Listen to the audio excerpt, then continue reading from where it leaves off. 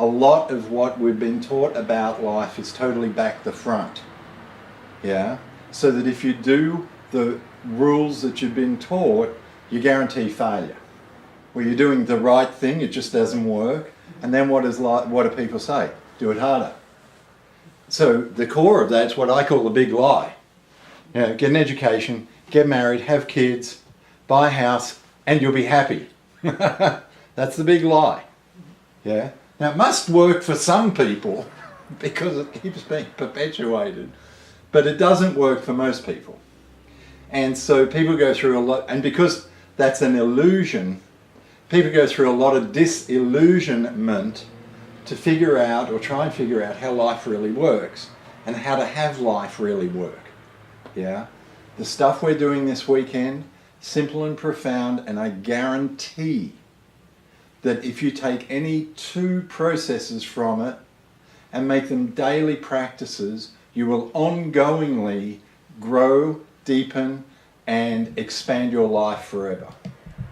It's that simple. Part of the big lie is that a good life means it never hurts. There are no challenges. It's all easy. Yeah? It's like the ultimate consumer advertising lie. Life includes pain. Yeah? That's a given. The question, or as Buddha called it, suffering. That's a given. People will die. You will get sick. You will have this. You will have... Changes happen when we need them to teach us lessons. It's not about ending the pain or getting rid of it. It's about what do you do with it. And I got to a place where I say regularly, two of my greatest teachers in life have been my good friends Fear and Pain. No. Huh? Yeah. Yeah. I agree. Oh. And I still don't particularly enjoy that friendship. I'm not saying I go looking for it. But when it knocks on the door, I know that if I let it in, welcome it, it's mine, I created it, somehow. And if I let it in, embrace it and absorb it, it's going to bring me great gifts. So I play with the idea, and I invite you to play with the idea, that we create our life. We play with the idea that not only do we create it, that we created every second of it with love and wisdom for ourselves to get value, including the disasters, including the screw-ups, including the really hard times, painful times, scary times, whatever. To play with the idea that we're the ones who create our life with love and wisdom for ourselves to get value. That's my mantra. That's my bottom line life mantra. Here's the thing. We are all always powerful all the time. The question is, what do you put your power into creating? And if you're playing the victim game, by definition, you put your power into creating pain and powerlessness. You become powerfully powerless. By definition, if you're a victim, they're doing it to you. They've got the power. How often do you have the experience that when you're checking in with what you want to do, you have a set of rules and cans and can'ts and shoulds and shouldn'ts and musts and mustn'ts and what would people say and what would the family do and blah, blah, blah, blah, blah. Do you have those? Right. Sure. None of that is you. None of that is you. That's your conditioning. That's your programming. I would suggest that we human beings are all treasure hunters.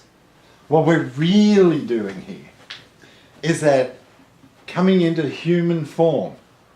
So, spirit's coming, manifesting, incarnating into meat is here. We're here because there are human experiences that cannot be had in other dimensions and realms. Yeah? Spirits can't hug, let alone bonk. Yeah? And hugging and bonking is nice. But you need a body to do... You know what bonking is, don't you? Yeah. Oh, good. Yeah, You need... You need a body to do that. Eating great food is a fantastic experience. Yeah?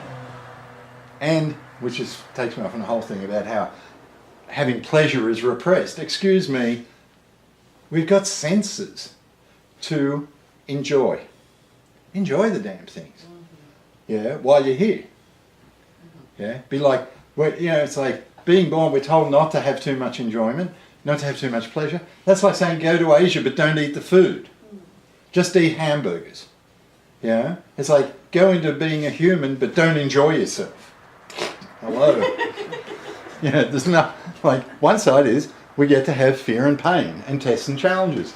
The other side is we get to have rewards and goddamn pleasure. One of the key things in life that made a profound difference for me is that I'm here to have experiences. And it doesn't matter what they are. It doesn't matter whether they're nightmarish, uplifting, inspiring, enlightening, painful. Having the experiences is the treasure we look for. Because every new experience you have grows you. You get that? And being normal is don't have new experiences. Learn to master this circle and never step out of it. So you look good, you look competent, you're just bored. The bottom line is, are you here to live or are you here to practice and master living, or are you here to practice and master dead? That's it. And there's certain things to do. If you want to keep living and growing, take risks, which means face your fears, have new experiences. That's a starting. Everything is possible, just not yet available. And the more you grow yourself, the more you embrace more choices, because you've embraced more experiences and lessons. Real commitment is I am going to do it no matter what it takes, even if it kills me. Now, it's real interesting when you go to that level. Because what happens is, have you ever heard the expression, the old days, as my son used to say when he was a kid, the olden days expression of he is a man of his word? And the modern version includes she's a woman of her word.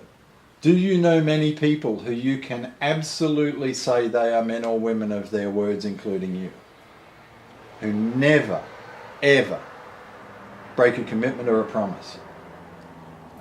Actually, I do. My son Aaron. Your son Aaron. If he says something, it's happening. Got it. Anyone else? No. Now, what does that mean?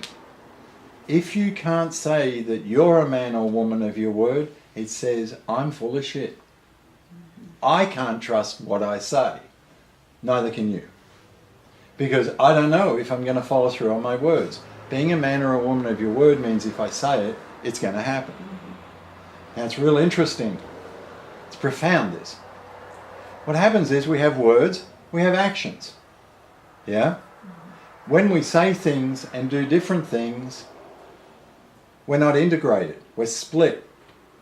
When our words and our actions are the same thing, we are centered and integrated. We have integrated our words and our actions into one thing. So that's when you become the Jedi laser dude. Yeah? That's when you shift into true power. Because at that point, you grow willpower. Willpower is the power that surfaces, that grows, when what you say you do, you will do. My definition of miracles is that they are merely unreasonable results. And if you want miracles in your life, get unreasonable. If you want normal results, stay reasonable, and you'll get reasonable results.